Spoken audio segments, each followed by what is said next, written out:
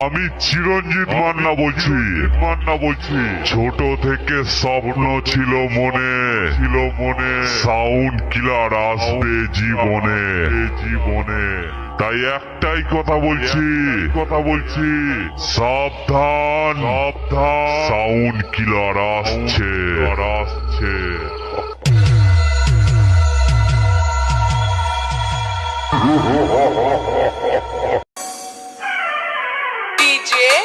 DJ